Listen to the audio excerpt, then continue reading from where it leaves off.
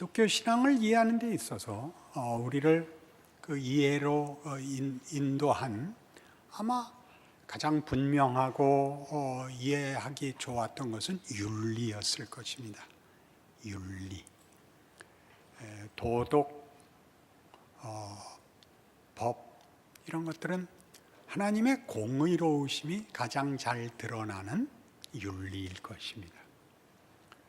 그러나 그 바람에 그것이 하나의 개념이 되고 원칙이 되고 인격적 측면이 자꾸 더 깊고 폭넓게 이해되지 않는 것은 우리가 늘 조심해야 됩니다. 그런 일에 아주 현실적인 문제가 부부입니다. 아내는 남편에게 복종하고 남편은 아내를 사랑하는 것, 이것은 윤리나 신앙이기보다 하나님이 일하시는 방법이고 하나님이 우리에게 주신 하나님의 신비한 인도입니다. 부부가 된다는 것은 무슨 도움이 되거나 책임을 지는 것보다 훨씬 크게, 그러므로 사람이 부모를 떠나 그의 아내와 합하여 그 둘이 한 육체가 될지니 이 비밀이 크도다. 나는 그리스도와 교회에 대하여 말하노라 라고 예수 그리스도와 교회의 연합에다가 부부의 연합을 직접 연결해서 설명하고 있습니다. 혼자서 사는 건 쉽습니다. 의논이 필요 없으니까요.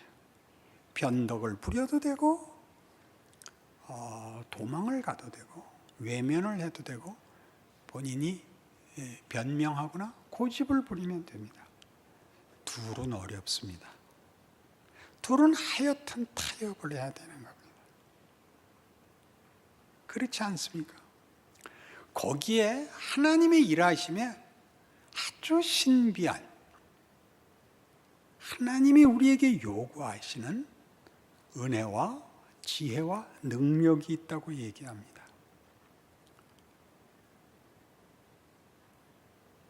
부부는 마음에 든다, 마음에 안 든다, 또는 좋다, 싫다 이런 것들로 표현할 수 없는, 그리고 책임을 다하면 되는 이런 사이가 아니라 하나님이 하나님의 뜻을 이루시는 신적인 하나님의 방법이요 신비라고 가르치고 있습니다. 우리는 이거 얘기하는 중이었죠. 15절 보세요. 그런즉 너희가 어떻게 행할지를 자세히 주의하여 지혜 없는 자같이 하지 말고 오직 지혜 있는 자같이 하여 세월을 아끼라 였습니다. 그러니까 지혜는 뭐였냐면 오늘을 살라는 거였죠. 오늘. 어제의 핑계 대지 말고 내일에 외면하지 말고 오늘밖에 살 수 없다. 언제나 오늘이 있을 뿐이다. 지금 어떻게 할래? 그 책임을 지는 것이 지혜랍니다. 그럼 오늘 무슨 일이 일어나나요? 우리는 오늘이라는 시간 속에 일어나는 도전, 시험, 필요 같은 것들을 먼저 생각하는데 오늘을 누구랑 사냐면 부부가 같이 산답니다.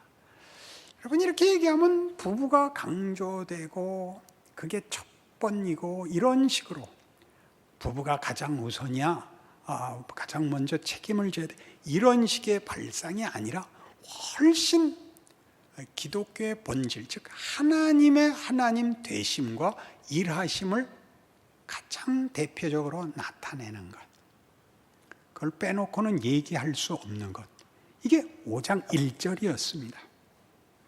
그러므로 사랑을 받는 자녀같이 너희는 하나님을 본받는 자가 되고 그리스도께서 너희를 사랑하신 것 같이 너희도 사랑 가운데서 행하라. 그는 우리를 위하여 자신을 버리사 향기로운 제물과 희생 제물로 하나님께 드리셨느니라. 이걸 희생, 헌신 이런 덕목으로 이해를 하는 바람에 무엇을 자꾸 놓치고 있느냐면 하나님이 우리를 구원하시기 위해서 우리가 간 모든 자리에 우리를 납득시키기 위하여 혹은 우리를 구원하기 위하여 어떻게 하나님이 자신을 우리와 묶으셨는가를 설명하는 것입니다. 우리가 어디까지 가고 얼만큼 비겁하게 놀고 어느 만큼 무지했든지 간에 거기까지 하나님이 당신을 묶으신 것이 예수입니다. 그의 죽으심, 그것을 이렇게 지극하심이라고 덕목으로 갖고 가서 자르지 말고 너를 난 끝까지 버리지 않아서 네가 간 어디까지나 너와 내가 함께 있겠다. 그게 성육신이고 십자가고 신약 시대에는 성령의 임재인 것입니다. 절대 홀로 놔두지 않는 것. 우리의 비겁함이나 고집이나 못난 것에 당신을 묶어두는 것, 교회. 교회는 이 공동체가 아닙니다. 1차적으로 예수 오신 이후에 호칭되는 하나님의 백성들에 대한 이름입니다. 구약의 하나님의 백성이 이스라엘이었다면 신약 시대의 하나님의 백성은 교회입니다. 교회는 무슨 뜻이라고요? 그리스도의 몸, 그리스도와 묶은 존재. 그가 얼마나 잘났느냐를 보상해 주는 것이 아닌 우리를 지으신 하나님이 우리에게 목적하시는 바를 이루기 위하여 당신을 우리와 묶으신 존재, 이게 교회입니다. 그러니 3절 이하 더럽게 굴지 말라가 나오는 것입니다. 너 비겁하게 굴지 마라. 너 못나게 굴지 마라. 그거를 강요하거나 그것 자체의 가치를 들먹여서 요구하는 게 아니고 본질적이고 가장 큰 내용으로서 우리에게 가르치는 것입니다. 너희는 사랑을 받는 자녀같이 하나님을 본받으라. 하나님이 어떻게 그의 아들을 보내어 우리와 당신을 묶으셨는가 기억하라. 묶으셨다는 것은 로마서 6장에서 가장 중요한 신자들의 현실, 운명, 하나님의 실제적인 일하심에 대한 설명입니다. 로마서 6장 가볼까요? 로마서 6장 3절. 무릇 그리스도 예수와 합하여 세례를 받은 우리는 그의 죽으심과 합하여 세례를 받은 줄을 알지 못하느냐? 그러므로 우리가 그의 죽으심과 합하여 세례를 받음으로 그와 함께 장사되었나니 이는 아버지의 영광으로 말미암아 그리스도를 죽은 자 가운데서 살리신 것 같이 우리로 또한 새 생명 가운데서 행하게 하려 함이라. 만일 우리가 그의 죽으심과 같은 모양으로 연합한 자가 되었으면 또한 그의 부활과 같은 모양으로 연합한 자도 되리라. 우리가 알거니와 우리의 옛사람이 예수와 함께 십자가에 못 박힌 것은 죄의 몸이 죽어 다시는 우리가 죄에게 종노릇하지 아니하려 함이니 이는 죽은 자가 죄에서 벗어나 의롭다 하심을 얻었습니다. 만일 우리가 그리스도와 함께 죽었으면 또한 그와 함께 살 줄을 믿노니 이는 그리스도께서 죽은 자 가운데서 살아나셨으며 다시 죽지 아니하시고 사망이 다시 그를 주장하지 못할 줄을 알미로라. 그가 죽으심은 죄에 대하여 단번에 죽으시며 그가 살아계심은 하나님께 대하여 살아계심이니 이와 같이 너희도 너희 자신을 죄에 대하여는 죽은 자요 그리스도 예수 안에서 하나님께 대하여는 살아있는 자로 여길지어다. 왜 죽으셨다고요? 우리 죄값을 치르기 위해서, 우리를 구원하기 위해서. 그래서 죽은 우리를 구원하러 무덤에 오셨죠. 우리를 내버려 두지 않고. 죽음이 예수를 이길 수 없었기 때문에, 예수를 사망에 묶어둘 수 없어서, 그의 부활을 막을 수 없었다면 우리의 죽음까지 찾아와 우리를 묶으신 예수의 부활 때 우리를 분리시킬 수 있는 것은 없다.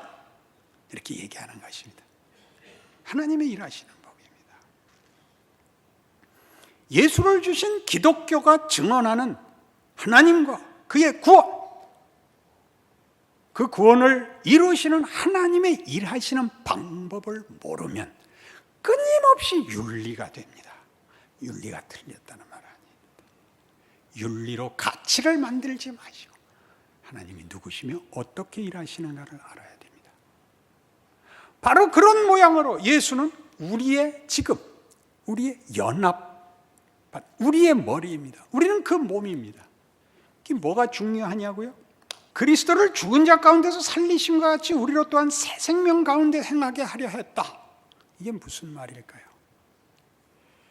평생의 제 신앙적인 질문은 첫 번째가 성화였습니다. 성화는 한문 표기가 거룩하게 되는 것이기 때문에 우리는 윤리적, 종교적 진전을 자꾸 생각하기 나름입니다. 그렇죠. 성화가 됐다는 것은 윤리적으로나 종교적으로 어쨌든 더 나아진 상태일 거라는 말하자면 편견을 버릴 수가 없었죠. 저에게 있어서 성화라는 것이 주제가 된 것은 말로는 못할 게 없는데 왜 오늘을 살 방법이 없냐? 이게 제가 물었던 성화입니다. 오늘 닥치는 현실과 나의 못난 조건 속에서 어떻게 하란 말이냐? 이것이 제가 던진 성화에 대한 질문이었습니다. 평생에 걸친 이 질문과 기도 속에 이제 마침내 그 답이 모습을 드러내고 있는 것으로 보입니다. 5가지 성화에 대한 견해. 제목이 분명치 않은데요. 싱클레어 포거슨이라는 신학자가 지은 5가지 성화에 대한 설명을 담은 책이 있습니다. 만만치 않은 책이지만 여러분 꼭 한 권 갖고 짬날 때마다 보십시오. 5가지 견해란 예수를 믿고 산다는 게 뭐냐라는 것을 대표적인 교단별로 나누었습니다. 루터교, 그다음에 우리 개혁주의, 그다음에 순복음, 그다음에 신비주의, 그리고 하나는 감리교. 이렇게 5가지를 했는데 루터교의 견해는 성화란 구원의 뜻을 더 깊고 크게 알아가는 것이라고 소개되어 있습니다. 여러분들도 들으면 무슨 말인지 이해가 갈 것입니다. 감리교는 이 웨슬레이안이라 그럽니다. 웨슬레이안들은 더 지극한 헌신과 사랑으로 가는 것. 이것도 이해가 가시죠. 오순절 순복음 파에서는 성령 체험입니다. 그것도 분명히 예수 믿는 삶의 분명한 증거일 것입니다. 그리고 신비주의는 영성의 깊이와 충만함을 가지는 것. 그때 여러분 이해하시겠죠? 마음의 평안, 믿음의 확신 같은 것들이야말로 신앙을 가지고 사는 존재들이 추구하고 확인하는 신자의 어떤 자기 확인일 것입니다. 그리고 우리 개혁주의는 참으로 다른 설명을 합니다. 우리 개혁주의의 뛰어난 점이 거기 보이는데, 개혁주의에서 성화는 그리스도와의 연합입니다. 여기는 무슨 윤리적, 신앙적 진전을 얘기하고 있지 않습니다. 뜻밖의 표현이죠. 그 말이 무엇인가 알아먹는데 몇 년 걸렸습니다. 그리스도와의 연합이란 뭘까요? 그리스도 없이 혼자 살다가 그리스도와 함께 살게 된 것이 성화입니다. 그러니까 성화는 뭐가 거룩해진 거냐면 본인이 혼자가 아니고 그리스도와 연합되어 있는 겁니다. 내가 하는 모든 못난 짓과 모든 결정에 그리스도가 늘 함께 하십니다. 놀라운 거죠. 그게 여기. 그러므로 우리가 그의 죽으심과 아파요 세례를 받음으로 그와 함께 장사되었나니 이는 아버지의 영광으로 말미암아 그리스도를 죽은 자 가운데서 살리심과 같이 우리로 또한 새 생명 가운데서 행하게 하려 합니다. 예수로 인하여 죽음을 이긴 것까지 우리의 삶이 예수와 함께하는 삶이 됐다. 그러니 무슨 경건해지고 멋있어지고 능력 있으라는 얘기가 아니라 혼자 살던 존재가 예수와 함께 사는, 둘이 함께 가는 존재와 지위와 현실이 됐죠. 부부에게서 가장 대표적으로 나타나는 겁니다. 부부란 뭔가 혼자인데 둘인 것입니다. 그거 다 이해하시죠? 둘이죠, 늘. 둘인데 하나입니다.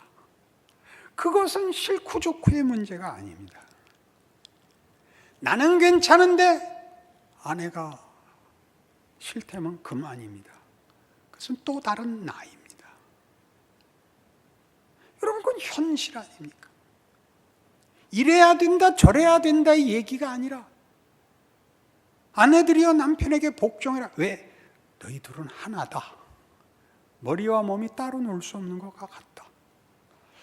여자분들은 인류 역사 내내 여자로서 태어나면 누구의 아내입니다. 법조인의 아내가 되면 법조인이 되고, 교육가의 아내가 되면 교육가가 되고, 안 그렇습니까? 그건 본인이 정하지 못합니다. 본인이 하고 싶은 대로 하려면 혼자 사는 수밖에 없습니다. 부부가 되면 둘은 더 이상 자기를 혼자 결정할 수 없습니다. 그건 엄연한 현실입니다. 근데 우린 자꾸 놓칩니다. 그게 서로 불만이죠. 그건 하나님이 일하시는 방법과 풍성함을 몰라서 그런 겁니다. 혼자서는 화음을 낼 수 없다. 여러 번 인용한 예입니다. 아무리 노래를 잘해도 솔로와 듀엣은 다르다 그랬습니다. 혼자는 화음을 넣을 수가 없습니다. 화음이라는 건 뭐죠? 다른 것만큼의 폭과 깊이를 가지는 것. 멀수록 좋은 것. 먼 만큼 다 자기 거인 것. 안 그렇습니까? 정신을 차리고 생각해 보십시오. 하나님이 어떻게 일하시는지. 하나님이 지금 일하시고 있는 구체적인 현실이 뭔가요? 부부 되는 거죠. 왜 이 사람을, 예수님이 맨날 그래요. 우리가 한 번도 예수님과 같이 연합하여 있다고 느끼지 못하고 그저 자기가 기도하러 올 때 그때만 만나고 다른 때는 혼자 사는 줄 알고 있지. 내가 와서 회개해야 비로소 아는 하나님이 아니고 우리가 눈물 흘리며 후회하는 회개의 그 역사의 그 정황에 언제나 같이 하셨던 그 하나님. 죽음의 자리까지 찾아와 우리를 부둥켜 안아 죽음을 이기고 새 삶을, 새 사람, 예수와 함께 살게 하신 하나님이라는 것을 언제쯤 알 수 있을까요? 부부가 되어 살면서도 하나님 일하시는 구체적 손길을 모르는 것입니다. 그러니 오늘 본문이 얘기하는 것처럼 무슨 얘기요? 이것이 무슨 얘기라고요? 술 취하지 말라 이는 방탕한 것이니 오직 성령으로 충만함을 받으라. 지혜 없는 자같이 굴지 말고 세월을 아끼고 어리석지 말라. 밤낮 부부가 싸움 박질만 해대고 원망만 하지 말고 둘이 노래를 하세요. 노래를 하세요. 둘이 묶여 있는 줄 아세요. 하나님과 우리가 묶여 있는 줄 알고 하나님이 그 방식으로 일한다는 걸 아셔야 돼요. 구체적으로 술 취하지 말라. 이는 방탕한 것이 오직 성령 충만을 받으라. 성령 충만이면 예수께서 우리를 부활시키시고 보내신 보혜사. 어느 신자도 성령이 없이 예수를 믿는다는 고백을 할 수 없고 그의 존재와 모든 경우에 어떤 경우도 혼자 있게 내버려 두시지 않는 성령 하나님 충만히 살라고요. 갈라디아서 2장에 가면 이 유명한 고백이 있습니다. 이게 무슨 얘기인가 알 것 같고 모를 것 같은 갈라디아서 2장 20절. 내가 그리스도와 함께 십자가에 못 박혔나니 그런즉 이제는 내가 사는 것이 아니요 오직 내 안에 그리스도께서 사시는 것이라. 이제 내가 육체 가운데 사는 것은 나를 사랑하사 나를 위하여 자기 자신을 버리신 하나님의 아들을 믿는 믿음 안에서 사는 것이라. 믿음을 강조하고 십자가를 강조하고 이렇게 이 내용을 단순화하지 마십시오. 더 크게 내가 누군지를 아십시오. 내가 더 이상 내가 아닌 나, 예수인 것을 보는 겁니다. 무슨 그의 신분과 그의 무슨 지위가 신이 됐다는 뜻이 아니지만 그 아들 예수와 함께 성령 하나님 안에서 더 이상 못나고 부족한 한 피조물에 불과하지 않은 존재라는 걸 아는 거죠. 자기 마음대로 자기 한계대로 살지 않겠다라는 고백입니다. 다 맡겨버리겠다가 다만 책임을 넘기는 것이거나 종교적 무슨 헌신같이 나오지 말고 그 신비를 살겠다고 얘기하는 것입니다. 못 알아들으시는 표정. 하나님 왜 돌아보시지 않습니까? 하나님이 매일 하는 얘기입니다. 너희 부부가 하나라는 것 잊지 마. 그건 내가 너희를 위해 내 아들을 보내어 너희와 나를 묶은 방법이야. 내가 안 쳐다보고 있다고? 내가 대답 안 한다고? 내가 가만히 있다고? 그렇게 말하는. 그래서 우리 에베소서 5장에서 뭘 확인했었냐 하면 19절 이하의 시와 찬송과 신령한 노래들로 서로 화답하며 너희의 마음으로 주께 노래하며 찬송하며 범사에 우리 주 예수 그리스도의 이름으로 항상 아버지 하나님께 감사하며 그리스도를 경외함으로 피차 복종하라 했죠. 지면 겸손과 양보를 하면 상대가 감동을 한다는 얘기가 아니라 이중주를 하듯이 각자의 소리를 내어 화음을 만드는 식으로 하나님 일하신다. 딴 노래 부르는 게 아니다. 걱정하지 마라. 하나님이 그의 능력과 정성을 가지고 일하고 있다. 겁내지 마라. 찬송과 노래로 화답하라. 기독교 신앙이 여러분의 공포와 여러분의 필요를 만족시킬 수 없으면, 그 모든 것에 답이 될 수 없으면 거짓말이 되는 것입니다. 순교를 무슨 각오로, 어떤 정성의 극치로 나타내면 안 됩니다. 실제로 우리 겁날 것이 없습니다. 그런 믿음을 가지면 고통이 없냐고요? 그럴 리가요. 노래를 부르면 힘 안 들다고요? 그런 게 어디 있어요? 힘들어서 노래 안 부르겠다고요? 그런 게 어디 있어요? 노래방 가면 서로 남의 노래 안 듣고, 남 노래할 때는 노래 그 책만 계속 뒤지고, 지가 노래할 때는 아글아글 쓰고 또 아무도 안 듣는다고 화내고, 그러지 않아야죠. 남 노래 부를 때 들어줘야죠. 그게 명예죠. 자기 얘기만 하고 자기 좋은 것만 하자 그러고 상대방 형편과 상관없이 무슨 규칙, 무슨 법, 무슨 당연함 같은 걸로 강제하려고 하지 않아야죠. 같이 엮고 가야죠. 그것 자체가 드라마고, 그것 자체가 구체적인 하나님의 일하심이고, 하나님이 예수를 보내고 우리 마음대로 한 그것 가지고 하나님이 우리에게 승리와 영광을 주신 것 같이 네 인생 결코 실패하지 않는다 그러고 계신다고요. 아내들이여 남편에게 복종하라. 남편들아 아내를 사랑하라. 아내를 사랑하는 자는 자기를 사랑하는 것이라. 굉장하지 않아요? 자기 편한 데 써먹기 없기? 자기한테 써먹어야죠. 자기한테.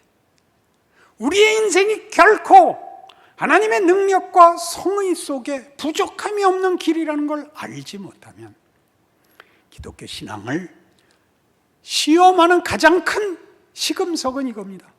감사가 있냐 원망이 있냐. 감사가 있냐 원망이 있냐. 스스로에게 물으세요. 감사하겠다고 우기면 감사가 나오는 건 물론 아니지만 나이가 들면 이 질문을 교회에 남겨야 되는 것입니다. 걱정 마라. 괜찮다. 너 부족하고 네가 실패한 것으로도 손해보지 않는다. 그걸 어른들이 교회에 남기고 보이지 못하면 어떻게 후손들이 겁이 나서 신앙생활을 하겠습니까? 옛날부터 전해온 말같이 뒤로 미뤄야죠. 세상 법대로 살다가 죽기 5분 전에 회개를 해야지. 얼마나 못난 얘기예요. 예전에 그 얘기가 통했었다고요. 미국 부흥시대는 뭐라 그랬다고요? 부흥 집회에 참석해서 앞에 나가 구원 초청에 응하고 회개하고 돌아 나오다 추럭에 깔려 죽는 게 제일 복이라 그랬대요. 같이 사는, 노래를 부르는 그 신비와 그 깊이를 몰라서 어렵고 확인이 안 되면 다 죽어나가기만 한 그런 인생과 다르다는 것. 하나님이 어떻게 하나 팔짱 끼고 구경하고 계시는 것이 아니라는 것. 그게 부부입니다. 그리스도를 경외함으로 피차 복종하라. 하나님이 오늘 일하고 계시다. 아침에 일어나서 서로 쳐다보면 놀라지 마시고 하나님의 손길을 본